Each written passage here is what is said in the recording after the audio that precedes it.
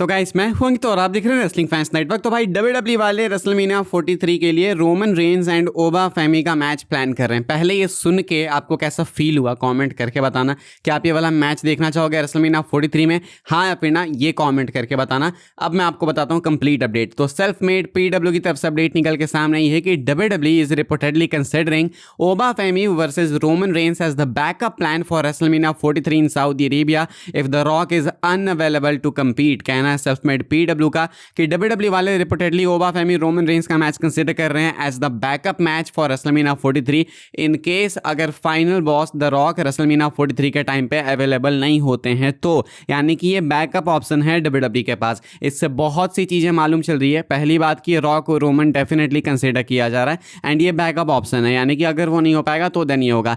Second चीज़ कि अगर WWE वाले बैकअप में रोमन ओबा फेमी का मैच रेसलमेनिया 43 के लिए कंसीडर कर रहे हैं, इसका मतलब है कि ये टाइटल मैच होगा एंड इसका मतलब है कि रोमन रेंज रेसलमेनिया 43 तक चैंपियन होने वाले हैं। क्योंकि काफ़ी सारे लोगों को लगता है कि समरस्लैम में रोमन टाइटल ड्रॉप करेंगे, कुछ को लगता है साल के एंड में कर देंगे बिकॉज ओबा ने बोला कि वो साल के एंड में रोमन के लिए आएंगे। लेकिन अगर WWE वाले अगले मेनिया के लिए कंसिडर कर रहे हैं ओबा रोमन का मैच एज बैकअप, तो हो सकता है कि रोमन रेंज इस साल टाइटल ड्रॉप करे ही ना, बल्कि हो सकता है रोमन रेंज अगले मेनिया में टाइटल ड्रॉप करे अगर करना हो तो। ऑल्सो यहाँ पे मालूम ये भी चलता है कि WWE वाले रोमन रेंज एंड ओबा फेमी के मैच को कितना मैसिव मान के चलते हैं कि रॉक रोमन से कंपेयर कर रही है कि अगर रॉक रोमन नहीं होगा तो चलो ओबा रोमन कर देते हैं। हालांकि मुझे लगता है, पर्सनल ओपिनियन है मेरा, कि ओबा रोमन रेसलमेनिया वर्दी मैच अभी तो नहीं है एंड हमको मालूम है कि भाई होगा तो आउटकम क्या है, रिजल्ट भी पहले से मालूम है तो मजा नहीं है। ऑल्सो ये चीज़ सेकंड टाइम्स अगेन नहीं होनी चाहिए। लाइक रोमन रेंज ने ऑलरेडी भाई कोडी को ओवर कर दिया रेसलमेनिया 40 में, कोडी रोड चैंपियन बन गए। अगेन रोमन अपनी टाइटल भाई रेसलमेनिया में लूज करेंगे वो ओबा के अगेंस्ट, तो रोमन ही सबको क्यों ओवर करते रहे भाई।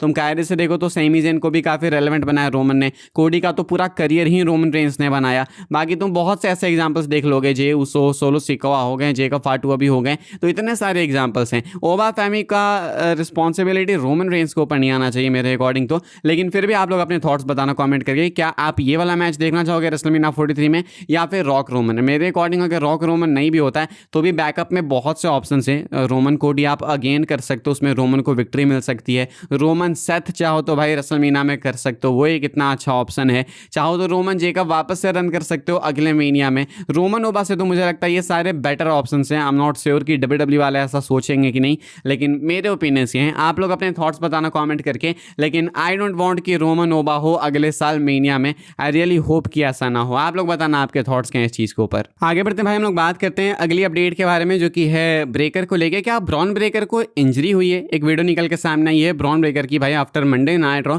एंड यहाँ पे नोटिस किया जा रहा है कि ब्रेकर जो है वो लिंप कर रहे हैं एंड पैर में इनका प्रॉब्लम दिख रही है। अब अभी ये कुछ टाइम पहले ही इंजर्ड थे भाई, अभी वापस से अगर ये इंजर हो गए तब तो ये अच्छी चीज़ नहीं है। हालांकि कोई ऑफिशियल अपडेट नहीं है, किसी मेजर साइट की तरफ से कोई अपडेट नहीं आई है। बस वीडियो में कैप्चर किया गया है कि after Monday Night raw Bron Breakker was limping, and यहाँ पे सेल करने की कोई नीड नहीं है। यानी कि कोई रियल इंजरी हो सकती है तो रियल में हर्ट होंगे, बिकॉज यहाँ पे WWE के कैमराज नहीं है, WWE की क्राउड नहीं है कि यहाँ पे ऐसा सेल कर रहे हैं। ऑल्सो दिखाया भी नहीं गया मंडे नाइट रॉ में ऐसा कि भाई इनको कहीं लेग में इंजरी आ गई है कि वो उसको सेल करें। तो ये कुछ लगता है कि एक्चुअली में रियल में हर्ट हैं। अब पता नहीं कि क्या है सेवेरिटी भाई इस वाली इंजरी की। अपडेट आएगी तो मैं आपको बता दूंगा। जेकब फाटो का भी हमने सुना था कि वो लिंप कर रहे थे, लेकिन बाद में हमने देखा भाई कि क्या टॉप क्लास परफॉर्मेंस दी उन्होंने क्लास इन इटली में। तो हालांकि इसका मतलब ये नहीं है कि ये लिंप कर रहे हैं तो बाहर ही हो जाएंगे, कुछ टाइम पहले ही बाहर थे। आई रियली होप कि ऐसा ना हो। लेकिन मैच इतना क्लासिक था मंडे नाइट रॉ में इनका एंड सथ का कि ये तो एक्सपेक्टेड था एंड इतना ब्रूटल मैच था तो ये हो सकता था एंड ऐसा ही हुआ है। हालांकि इंजरी को लेकर अभी ज़्यादा ठोस अपडेट नहीं है,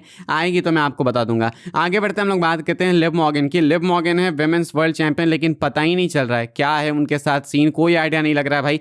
ऐसा लगता है कि लोग भूल भी जा रहे हैं कि इनके पास चैंपियनशिप है। इनफैक्ट ये queen of the ring tournament में भी होने वाली है। WWE वाले क्या प्लान कर रहे हैं मैं आपको बताता हूँ। सेल्फ मेड PW का कहना है कि WWE's current plans for Liv Morgan involve Stephanie Wecker, but with Wecker sidelined due to injury, those plans are on hold for now. Liv's inclusion in the Queen of the Ring tournament is largely to keep her featured until WWE can move forward with the Stephanie storyline। यहाँ पे कहा जा रहा है कि WWE वाले Liv Morgan and Stephanie Vaquer के ही स्टोरी के साथ में अभी आगे जाने वाले हैं, लेकिन क्योंकि वेकर अभी इंजर्ड हैं तो वो नहीं अपीयर हो पा रही हैं। तो WWE वाले लिव मॉर्गन को queen of the ring tournament में डाल रहे हैं ताकि लिव मॉर्गन भले उस फ्यूड में ना जाएं लेकिन स्टिल वो टीवी पे अपीयर होते रहें एंड वो अटेंशन में रहें लोगों के। बाकी जब स्टेफनी वेकर वापस आएंगी तो इनकी फ्यूड कंटिन्यू होगी स्टेफनी के साथ। यहाँ पे बहुत से क्वेश्चन है। पहली बात कि स्टेफनी के साथ इनकी फ्यूड कंटिन्यू क्यों करनी है भाई, खत्म करो भाई, हो गया, मेनिया में खत्म नहीं होती फ्यूड तो कहाँ होगी।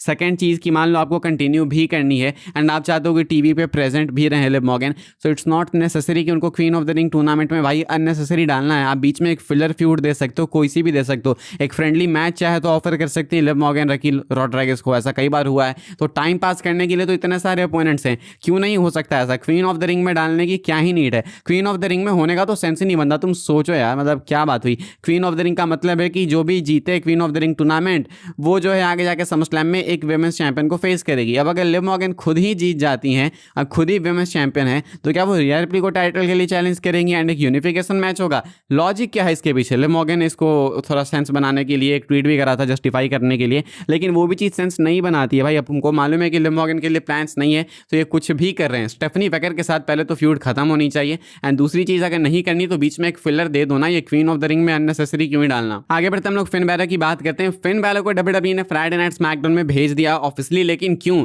इसके पीछे का रीजन क्या है। रेसलिंग ऑब्जर्वर की अपडेट निकल के सामने ये कहा जा रहा है कि the main reason WWE moved Finn Balor to SmackDown was to separate him from Dominik Mysterio and JD McDonagh with creative believing he needed a fresh start. कहा जा रहा है कि जो मेन रीजन है डब्ल्यूडब्ल्यूई का फिन बैलर को SmackDown में डालने का, वो ये है कि डब्ल्यूडब्ल्यूई वाले इनको कंप्लीटली अलग करना चाहते हैं, बिल्कुल सेपरेट करना चाहते हैं डोमिनिक एंड जेडी मैकडोना से। एंड डब्ल्यूडब्ल्यूई वाले, डब्ल्यूडब्ल्यूई की जो क्रिएटिव टीम है भाई, वो ऐसा बिलीव करती है कि फिन बैलर को एक फ्रेश स्टार्ट की नीड है, इसलिए उनके कंप्लीट इन्होंने ब्रांड को, रोस्टर को ही बदल दिया। तो अब देखते हैं भाई कि इनको स्मैकडाउन में क्या फ्रेश स्टार्ट मिलती है। स्मैकडाउन तो वैसे इतना कचरा सो है, या तो फिन बैलर उसको बेटर बनाएंगे, नहीं तो उस कचरे में फिन बैलर का भी एक अपना रोल हो जाएगा। फिलहाल फिन बैलर के स्मैकडाउन में जाने के पीछे का रीजन कुछ यही है। हम लोग आगे बढ़ते हैं, बात कर लेते हैं अपनी आखिरी अपडेट के बारे में, जो कि जेकब फाटू को लेके। जेकब फाटू एक्चुअली में रोमन रेंस के ब्लड लाइन में आना चाहते थे। आईजीएन के साथ में 2K26 जब अभी आने वाली थी, तो जेकब फाटू ने एक इंटरव्यू दिया था, एंड उस इंटरव्यू में जेकब फाटू कहते हैं कि वो उस टाइम पे नहीं थे जब रोमन की ब्लड लाइन चलती थी, जब रोमन अपनी ब्लड लाइन के साथ में पीक पे थे तब वो नहीं थे। सोलो की न्यू ब्लड लाइन आई, उसके बाद जेकब फाटू आए, उसके बाद इनकी कहानी आगे चली।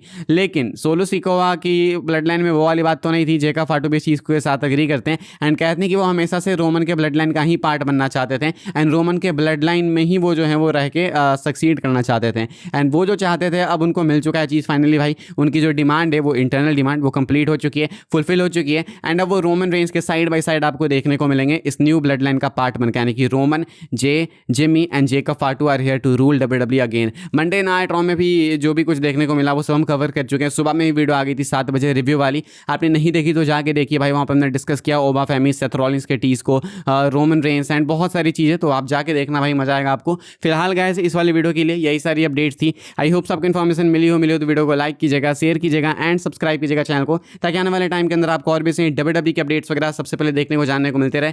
फॉलो कर सकते हैं आप लोग मुझे इंस्टाग्राम एंड ट्विटर पर, लिंक आपको मिलेगा डिस्क्रिप्शन में। ज्वाइन कर सकते हैं व्हाट्सएप चैनल को, उसके भी लिंक है डिस्क्रिप्शन में। मिलूंगा मैं आपसे अगले वीडियो में जल्दी ही, तब तक के लिए goodbye, thanks for watching.